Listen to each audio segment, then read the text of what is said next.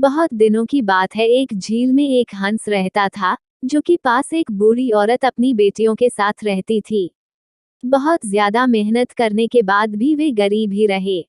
एक दिन हंस ने सोचा, शायद मैं हर दिन एक सुनहरा पंख दे दूं ताकि ये महिलाएं इसे बेच सकें और जीने के लिए पर्याप्त पैसा हो। अगले दिन हंस बुढ़िया के पास गया। उसे देखकर बूढ़ी औरत ने कहा, मेरे पास तुम्हें देने के लिए कुछ नहीं है।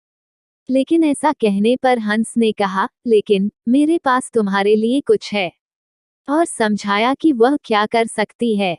बुढ़िया और उसकी बेटियां सोने का पंख बेचने के लिए बाजार गई थीं।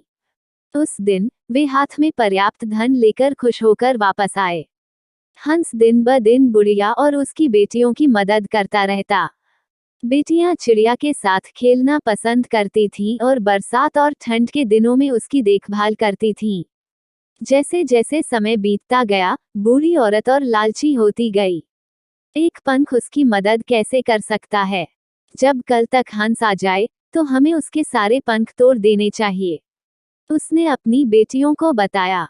ऐसी बात सुनने पर उन्होंने इसमें उसकी मदद करने से इनकार कर दिया। अगले दिन बुढ़िया ने हंस के आने का इंतजार किया। जैसे ही पक्षी आया, उसने अपने अगले हिस्से को पकड़ लिया और अपने पंखों को तोड़ना शुरू कर दिया। जैसे ही उसने उन्हें तोड़ा, पंख सफेद हो गए। बुढ़िया रो पड़ी और हंस को जाने दिया। इस पर हंस ने कहा कि तुम लालची हो गए हो। जब तुमने मेरी इच्छा के बिना मेरे सुनहरे पंख तोड़ दिए, तो वे सफेद हो गए। इतना कहकर हंस गुस्से में वहां से उड़ गया, फिर कभी नहीं दिखाई पड़ा।